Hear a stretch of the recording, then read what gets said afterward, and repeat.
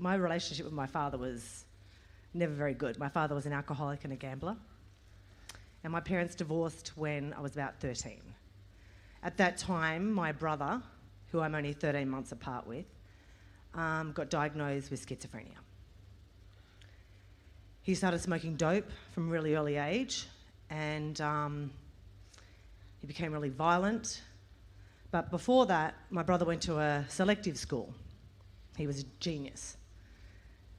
And my whole life, even from a young girl, he was everything that my father, who was also pretty smart, he's everything. Everything my brother touched, he could do. I did guitar lessons once as a child, and Paul sat in on the lessons, and I couldn't get the song. So I just gave the guitar to him and said, you just take over and you can have the lessons because I'll never be as good as you.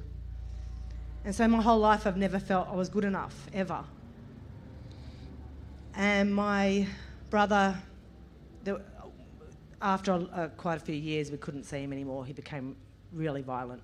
I lived at home with my mum till I was about 38 because we were just fearful of what Paul would do to her. He was so angry that she had caused his schizophrenia.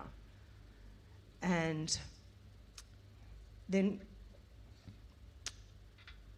10 years ago, we got the call. He was dead.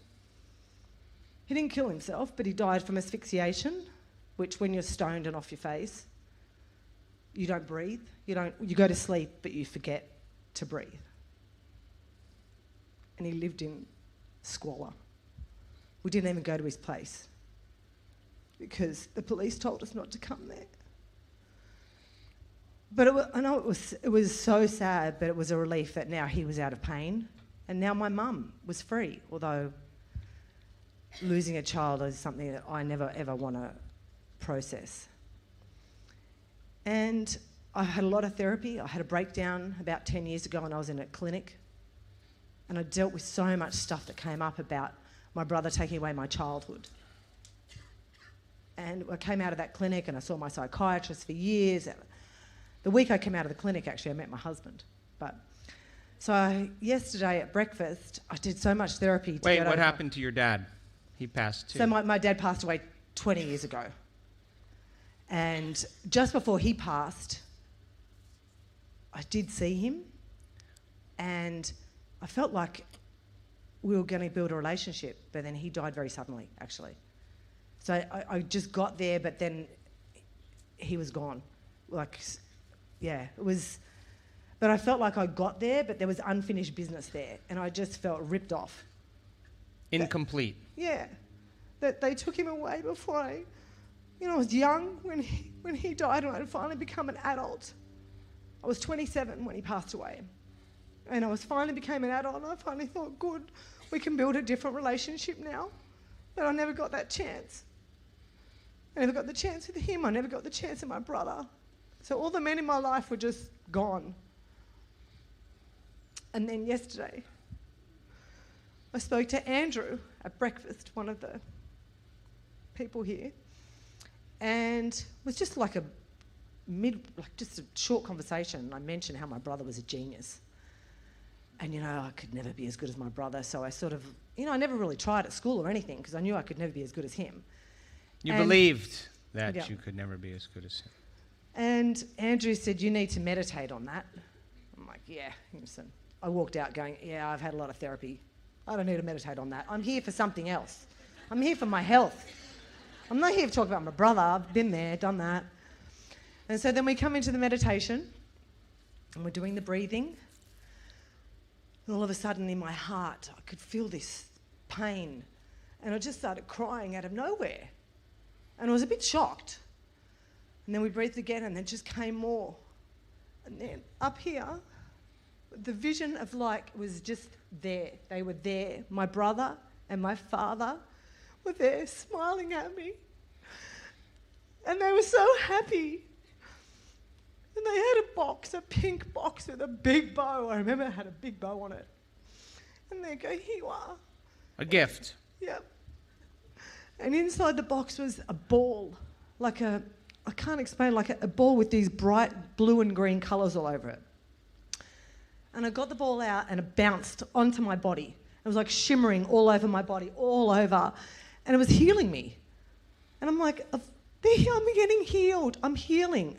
And I kept thinking, of all the people to heal me, like I just didn't think that it would come from them. But I was amazed. And then my brother goes to me, Bubble.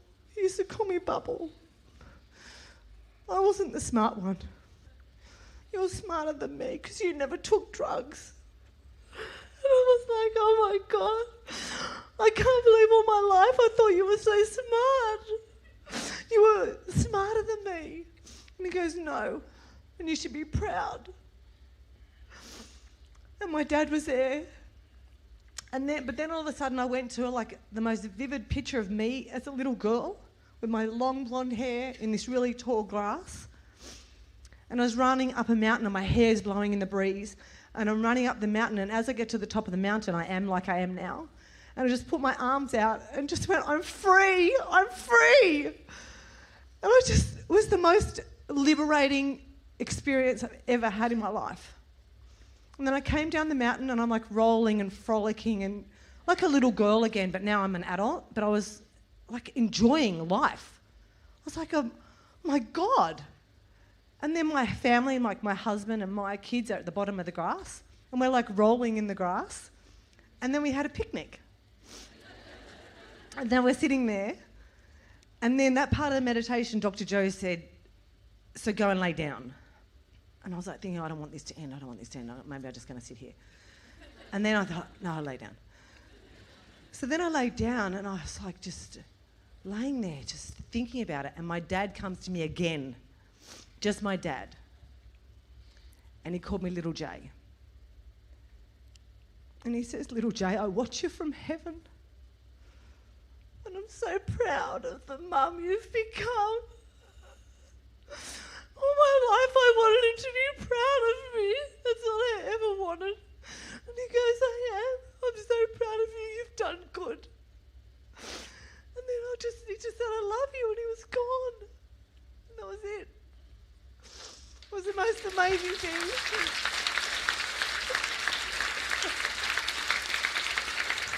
Now,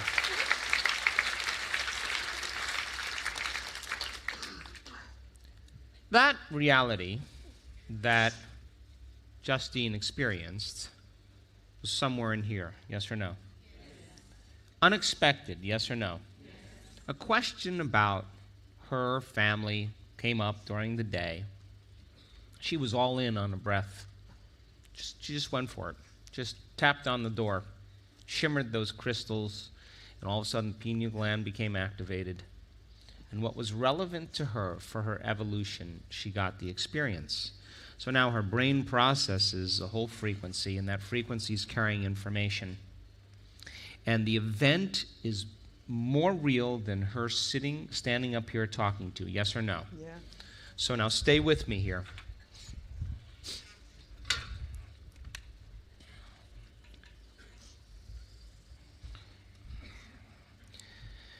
This is Justine as a little child in a normal state of being. All of a sudden, she has an alcoholic father. She has a brother who's a genius, that's schizophrenic, who's violent, who has massive mood swings, and every experience that she has on some level keeps changing the way she thinks and feels. Yes or no? Come on. And over time, then, one experience then causes her then to all of a sudden move from her normal state of being to this state of being, and we can say now that her body and brain are in the past, yes? Because the experience creates the neurocircuitry, and the experience creates the chemistry, and that, of course, turns into our thoughts and our feelings, yes or no? So then we think neurologically within the circuits of that experience, and we feel emotionally within it. And of course, if a little child is watching her brother get all the attention from the father, and he's a genius, and she's not noticed and all that stuff, then she can't really be free in her life because she doesn't feel worthy. Are you with me still? Come on. Yes. So then she does the therapies, she takes the medications, she has all the insights, all the understandings, but it really doesn't change her state of being. Would you agree? So then she goes for it. She gets lost in the act of the breath. She's not trying to make anything happen. She's just sincere. She's just going for it. And the moment that door opens, her pineal gland begins to process a frequency that's relevant to her. Are you with me still? Come on. Yes. And that frequency is a greater level of energy than the emotion that created all the unworthiness from all the past experiences. So we could say that in one moment, she has an event that's carrying an amplitude of energy that's greater than all these past experiences. Yes or no? And the experience has to be more vivid than the memory of her past. Yes or no? And the stronger the energy feels, which is the freedom of what she's experiencing, combined with the love that she's feeling from her brother and her father, the last people she would think the answer would come from, it was so real that it would begin to reshape the neurocircuitry in her brain. Look at my handwriting today. And rechange the chemistry in her body. And then all of a sudden, that would change the way she thought and felt. And we could say that in one moment, the past was literally washed away. Yes or no? And the experience rewired the brain and sent a new emotional signature to the body. And don't you think that all the health conditions that she's battling is because she's in the same subconscious emotional state? Yes or no? So then you would have to agree with me then that when she runs to the top of the mountain as the little girl and runs to the top of the mountain, becomes the young woman, the woman she is today, that it's symbolic that she had to climb that mountain to experience the freedom that she felt. And what mattered most to me, and this happens with so many instantaneous healings, is the person doesn't talk about the pain being gone or their vision coming back if they've been blind their whole life or their hearing. You know what they talk about? The feeling. The feeling. They're like, I feel so free. I feel so much love for life. I feel like a little girl again. We hear that over and over again because she's literally back to the same state of being she was before all of this. How many people understand? And we can say in one event, she was born again. How many people understand? Thank you. I'm very lucky. Thank you. Oh, I'm blessed. Thank you. And you know what she kept saying to me on the path? I'm never going to forget this moment. I can't forget the moment. Of course, she created a long-term memory. And the memory of her brother and her father will be the memory she always thinks of instead of the memory of her past. And now she no longer belongs to her past. She belongs to her future. And her body got a biological upgrade by a new frequency, a new energy. And it happened in 1 second. All the therapies, all the drugs, that was matter to matter. That was the analytical mind trying to resolve the problem within the emotion of the past in the subconscious program. She would have never had that moment if she wasn't all in. She would have never had that moment if she didn't say, I'm just going to follow the instructions and get lost in the act. She was so lost in the act that it all of a sudden appeared to her because she wasn't thinking about it. She was open to something. How many people understand? Turn the person next to you and explain.